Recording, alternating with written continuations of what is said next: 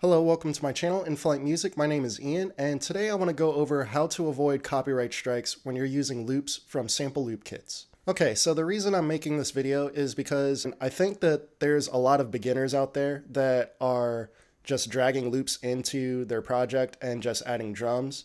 And there's a couple reasons for this. One, they see a lot of other producers that are successful on YouTube, and that is all they're doing. They're just dragging a loop into their project. But the reason for that is they usually already made that loop themselves. So typically when you see a producer drag a loop into their project, that's after they've already manipulated that loop, made the melody, chopped it up any way that they wanted to, and now they're just at the point where they want to add drums to it. Another reason they might be doing it is to actually advertise their loops in their loop kit. So I think a lot of new producers might see that as, okay, so that's how you use these things. Also, I think people are just out there trying to learn certain segments of their production. So you might use a loop kit just to figure out how to do drums. So that makes a lot of sense.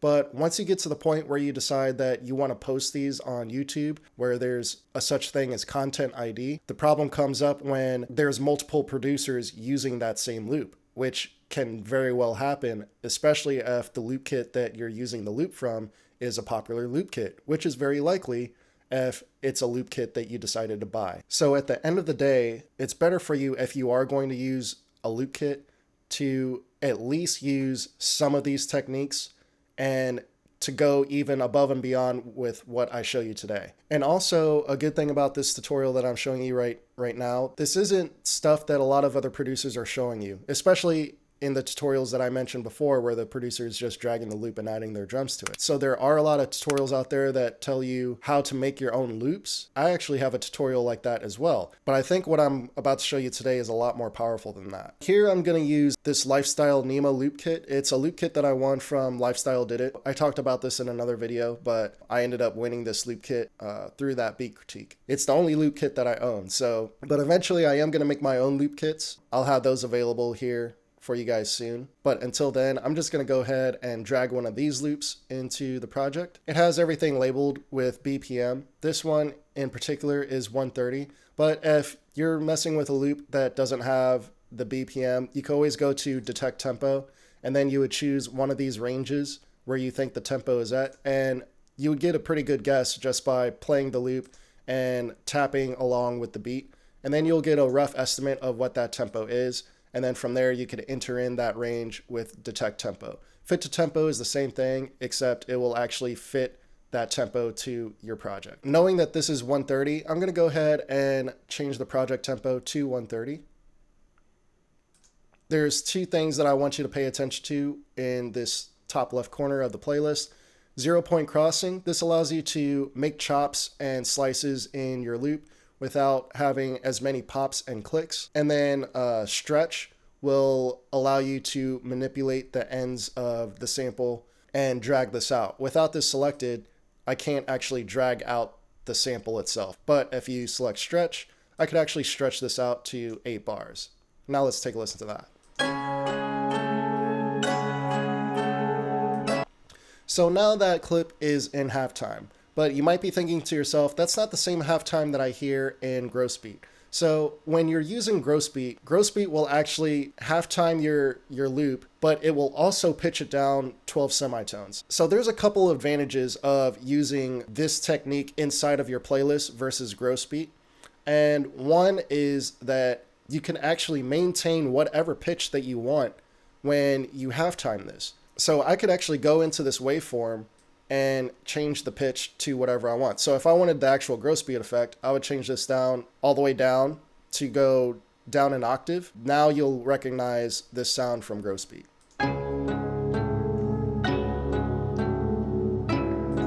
But it's nice to have the different options. You could have this at whatever pitch that you'd like. So let's pitch this up to 400 cents.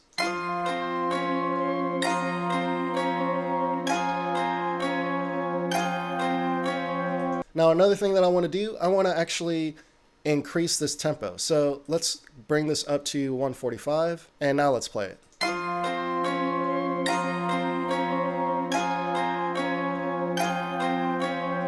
And that's the great thing about having stretch on. and having this selected to auto. Another option that you could use is the stretch algorithm right here, or E3 generic. All of those will stretch the audio and keep whatever pitch that you've selected in your pitch settings. So the other advantage that you'd have doing this technique inside your playlist over gross beat will actually only loop 4 bars at a time. So if I had a 16 bar loop or an 8 bar loop or whatever, I could actually extend this out as far as I want to, and it's going to halftime the exact entire loop.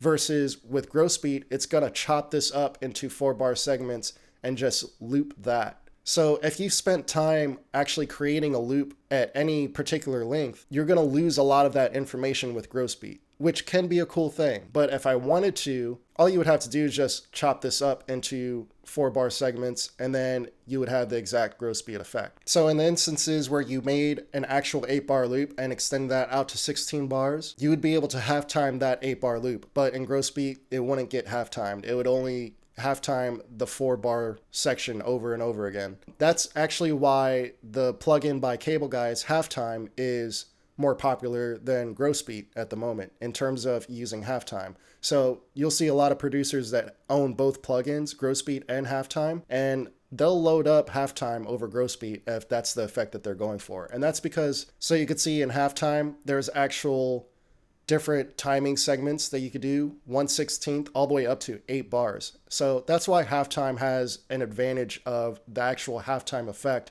over gross beat, because you have all these different algorithms that allow you to halftime different lengths of a sample. Versus gross beat, it will only halftime with this effect right here, where it says 1/2 in halftime. It basically only has this algorithm. So already we've halftimed this, we've changed the pitch, we've changed the tempo. So that alone is already making a big difference. But let's take this to the next level. So you'll notice that all these tips and tricks I'm doing are inside of the playlist. So let me load up Fruity Slicer and show you the disadvantage that you have with Fruity Slicer versus what I'm about to show you. So if we take this and drag it into Fruity Slicer, here's the original,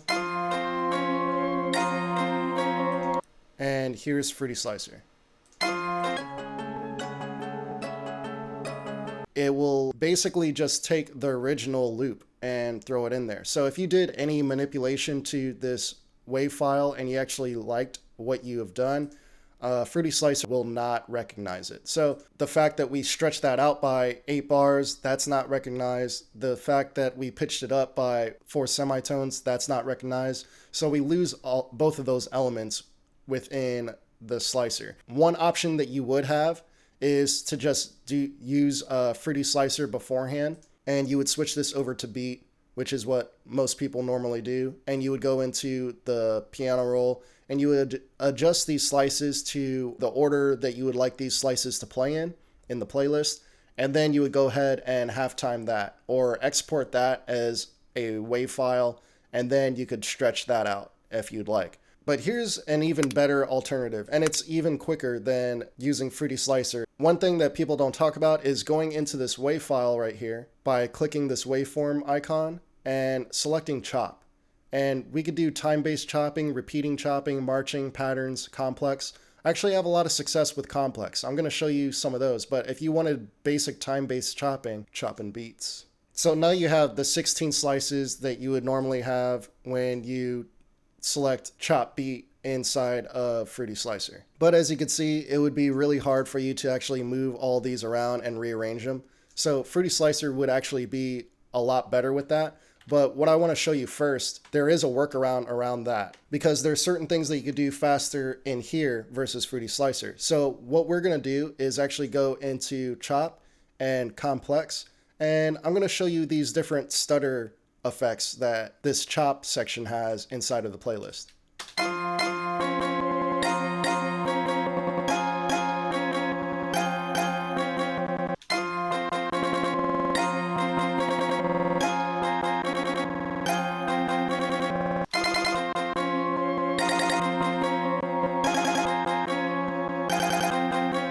So it would take a lot of time for you to actually get that done inside of Fruity Slicer. So what I recommend, what we're about to do here, we're actually going to go ahead and use two chopping algorithms.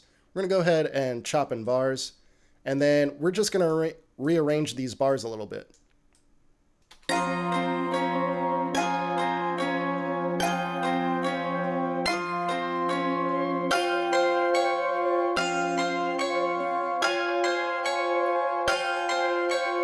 So what I want to do here is actually go into, I'm going to click this waveform again and make unique. And that way you can manipulate these individual samples as if they were their own sample. If I were to not do that, whatever I change in this sample is going to change in the entire waveform, even though these are chopped up.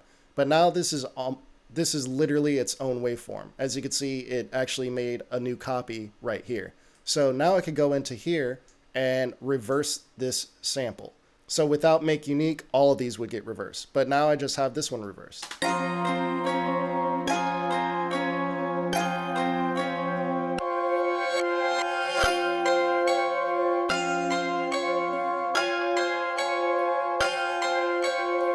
And now I want to get into those chopping algorithms. So I felt like there would be a good chop right here.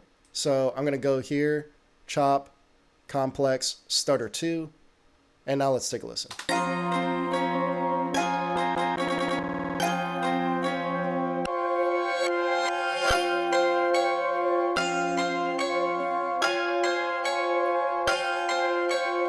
And I feel like there would be a good one right here too. And just to keep things sort of uniform, I don't want to go too crazy with the chops and stutters, so I'm going to choose the same stutter. That way there's some familiarity throughout this loop.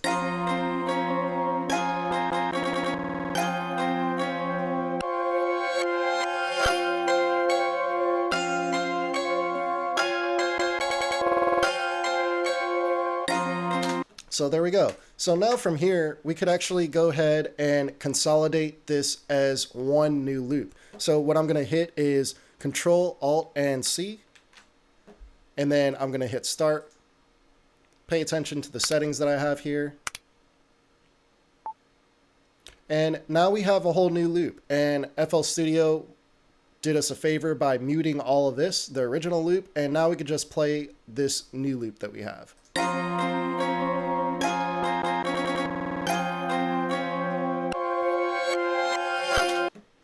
So if we click this up arrow, you could actually hide this old loop and then access it again. Just click the down arrow and you'll get back to that loop if you wanted to. Now from here, that's when I would recommend putting this into Fruity Slicer. So now we can go ahead and bring back Fruity Slicer. And as you can see, now we actually have a full 8-bar loop.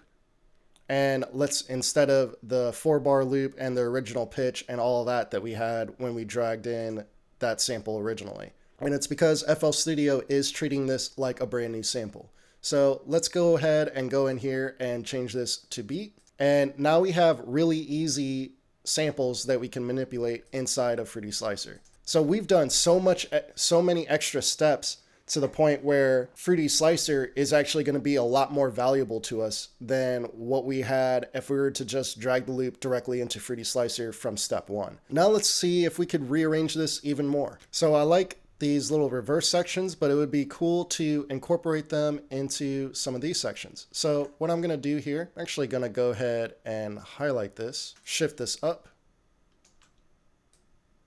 and then I'm going to hit Alt and Y, and that flips it horizontally. And I'm going to go ahead and accept that. And let's just hear what this came up with. And we're just going to adjust this up or down. We're just going to do the same thing right here.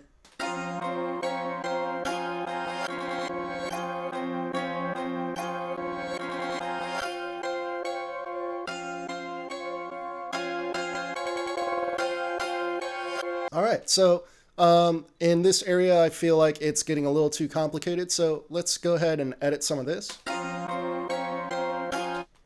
Right here. Let's get rid of that one.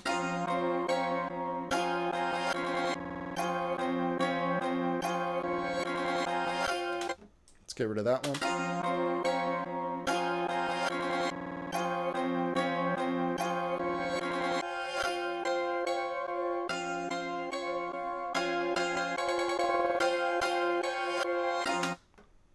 let's get rid of that one.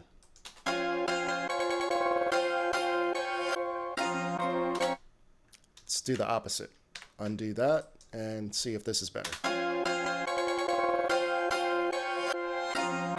Sure is. So from there, I'm actually going to go ahead and cut this, send it into pattern 2, paste it there, and then in pattern 2, I'm actually going to go ahead and drag this into the playlist. Then I'm going to consolidate pattern 2. So there we still have the MIDI information if we ever want to go back and edit it, but we also now have our new sample loop. And I'm also realizing that the volume is turned down. So I think at full volume, we would have the original volume that we had here back.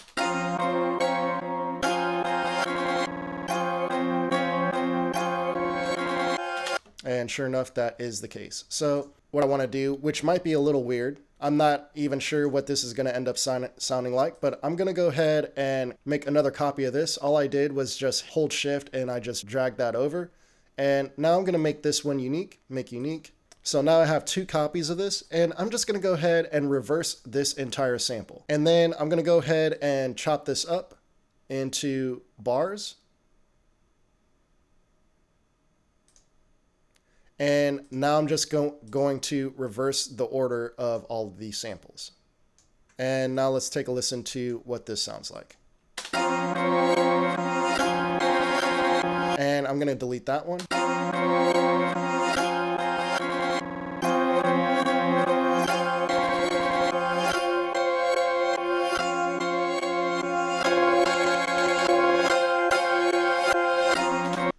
So basically where I had the stutter effects, I'm just excluding those reverses in those stutter effect areas. And then I'm just going to go ahead and consolidate this. It's not a necessity, but I'm going to go ahead and do it anyway. I am going to adjust this volume to tuck it underneath this original loop.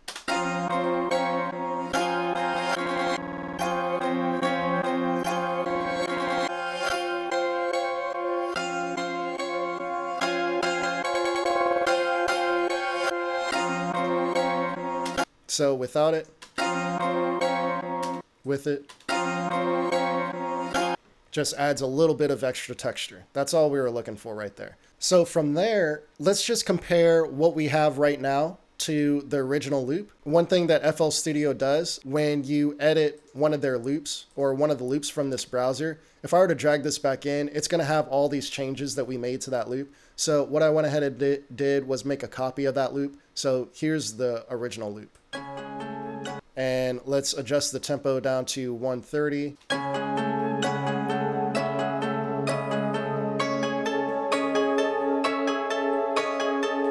Versus our new loop at 145.